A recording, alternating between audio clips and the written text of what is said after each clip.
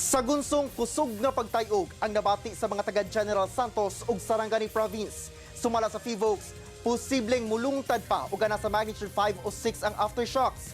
Busa, pipila ka manindahay sa General Santos City Public Market sa gawas na mismo sa palengke may pwesto. Aniya ang detalye.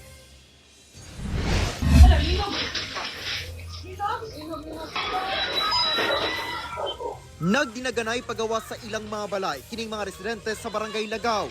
Humanabati ang intensity 4 nga gikusgon sa pagtayog sa General Santos City. Kinidihang nabati ang magnitude 6.2 nga linog sa Governor Generoso, Davao Oriental Lunes sa hapon.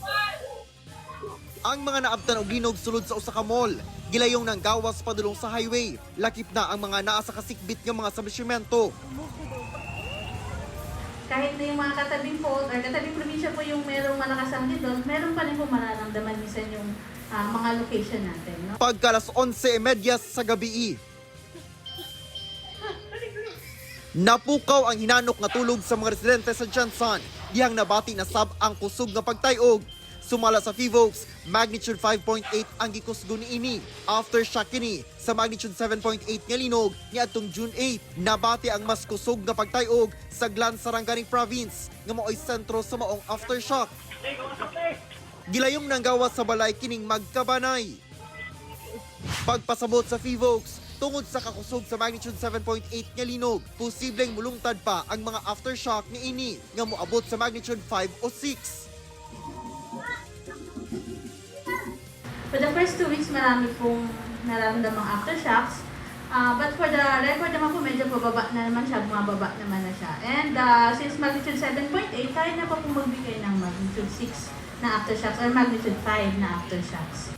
Usa sa mga nadanyos sa linog ni atong miaging simana, ang tunga nga bahin sa General Santos City Public Market. Nakasarado na ang pipila ka stalls nga naa sa tunga. Gipaskila na kini og red notice, buot pasabot, dili luwas alang sa occupancy. Ang Meat Vendors Cooperative nagrenta og mega tent nga gi-install gawas sa maong palengke. Since mas safe dito, pinili namin dito na dito kami temporarily na magtinda.